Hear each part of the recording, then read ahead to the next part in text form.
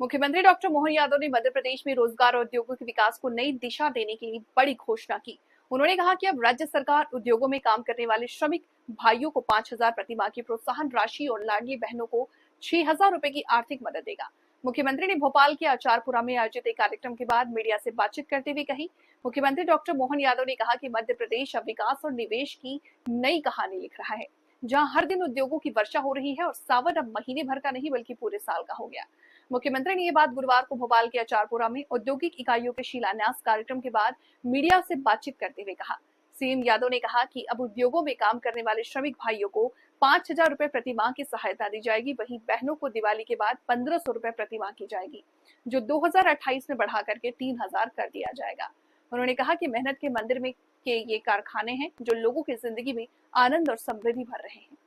रक्षाबंधन के लिए भी आपको शुभकामना देता हूं। और बहनें बैठी है, चिंता मत करना, इस बार 1250 के बजाय 1,500 रुपया हमारे तरफ से दिया जाएगा लाडली बहनाओं के लिए। और जैसे दिवाली हुई और दूसरे दिन से बहनों का त्योहार भाई दूज, तो भाई दूज से स्थायी रूप से 1,500 रुपया महीना देने लग जाएंगे। और आने वाले समय में ये तो चल रहा 25, 26 में फिर बढ़ाएंगे, 27 में फिर बढ़ाएंगे और 28 में फिर बढ़ा करके 3,000 रुपया महीना तक बहनों को, लाडली बहनों को भी देते रहेंगे। और जो कामकाज करेगा उनको ये अलग से राशि दिलवाते रहेंगे। और केवल बहनों को नहीं, भाइयों को भी, जो भाई यहाँ काम करने आएंगे उनको भी 5,000 रुपया महीना सरकार की तरफ से दिया जाएगा रोजगार परक उद्योगों के लिए। जहां जहां रोजगार के कारखाने चलेंगे, सरकार के माध्यम से अपने प्रदेश के युवाओं के लिए इसी प्रकार का मदद का और इसी प्रकार के सहयोग का यह हमारा संबंध बना रहेगा। गांव के अंदर सिंचाई के साधन बढ़ा रहा है। कहा 2002-03 तक मध्य प्रदेश में 7 लाख हेक्टेयर सिंचाई थी, आज की स्थिति में 55 लाख हेक्टेयर सिंचाई हो रही है। जोरदार अभिनंदन करें इस संकल्प के लिए। और 5 साल के अंदर बढ़ा करके 100 लाख हेक्टेयर तक सिंचाई ले जाएंगे। 100 लाख हेक्टेयर तक जो गांव में है, खेती किसानी करता है, वो सिंचाई करते हुए खेती अच्छी से करे। पशुपालन को प्रोत्साहन देते हुए दूध में भी मध्य प्रदेश देश का नंबर 1 राज्य बने, दूध की राजधानी मध्य प्रदेश बने। एक एक सेक्टर में केवल ये रोजगार आधारित उद्योगों के अंदर ही हमने लाडली बहनों के लिए एक तरफ अपने द्वारा इसी दिवाली से हम उनको 1,500 रुपया प्रति माह लाडली बहनों को दे रहे हैं। इन इंडस्ट्रियों के अंदर 5,000, 6,000 जैसी इंडस्ट्री है, प्रति महीने सरकार 10 साल तक अपनी बहनों के लिए रोजगार बढ़ाने के लिए राशि दे रही है। तभी तो इतनी बड़ी संख्या में बहनें आ रही है। जोरदार अभिनंदन करो। अपने सावन का महीना है, यह हमारा संकल्प है। हर बहन की जिंदगी में सुख, आनंद और वैभव का मार्ग अगर निकलता है तो जरूर लाने का प्रयास करेंगे।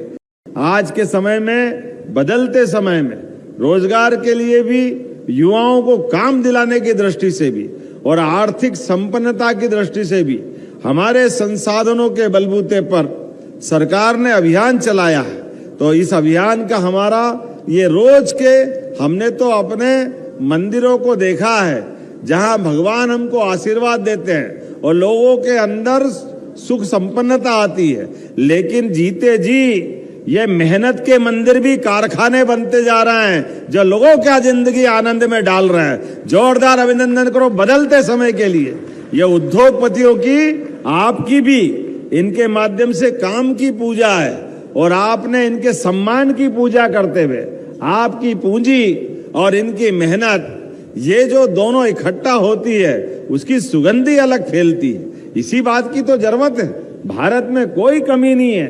भारत में दोनों तरफ से परमात्मा ने जैसे शरीर के साथ 2 हाथ हमको दिए हैं, एक हाथ हमारा अपना कुछ धनराशि खर्च करने वाला, तो दूसरा हाथ उस धनराशि का बेहतर से बेहतर उपयोग करते हुए अपने जीवन को भी सफल करे और देश के साथ, प्रदेश के साथ, प्रगति के साथ कदम से कदम मिला के चलने के लिए तत्पर है। आज एक सेक्टर नहीं, सभी क्षेत्रों में, लेकिन आज हमने ये रचना भी बनाई है। माननीय चेतन कश्यप जी ने सही कहा है कि हमने अपने राज्य के अंदर कारखानों की भी श्रृंखला लंबी बनाने का निर्णय अगर लिया है तो खेती में काम करने वाले किसानों के लिए भी जल राशि उपलब्ध कराते हुए उनके खेतों में भी लगातार उत्पादकता और सिंचाई के साधन बढ़ाने के लिए आगे बढ़े।